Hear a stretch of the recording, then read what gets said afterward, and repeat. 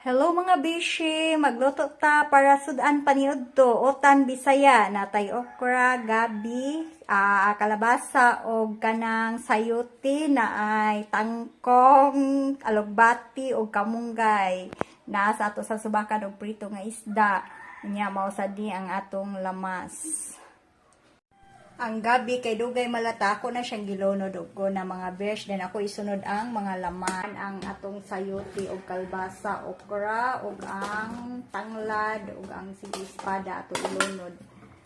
Kay humanakal naman aton timplahan utan atong asin og ang subak ato ilunod. Duha ra akong gisagol nga subak, duha tong kanang kuano, duha ka prito.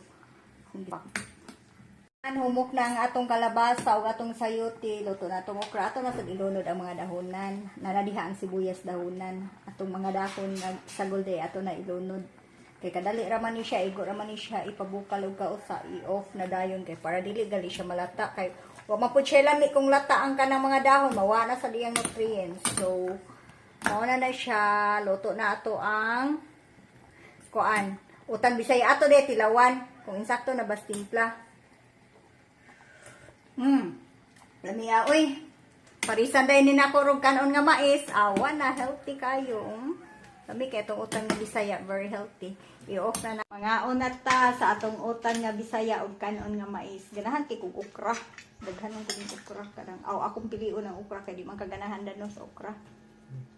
Lami kaayo, daghag ukra niya kanon nga mais. O trito po dahil nga isda, utang Bisaya. Sus. Very healthy kaayo.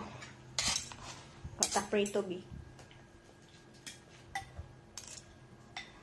Mga unta. Ni kayo. Ako na siyang laton ang kanang ukra kay lami man siya ilata ang sa kanon ang ukra.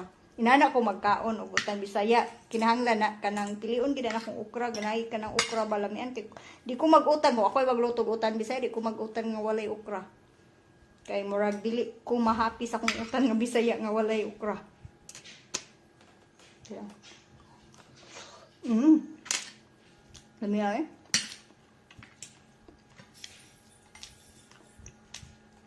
Nga nilang unta permi ang pagkaon nato, healthy unta kayo.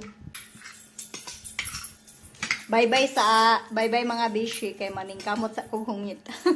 Thank you for watching.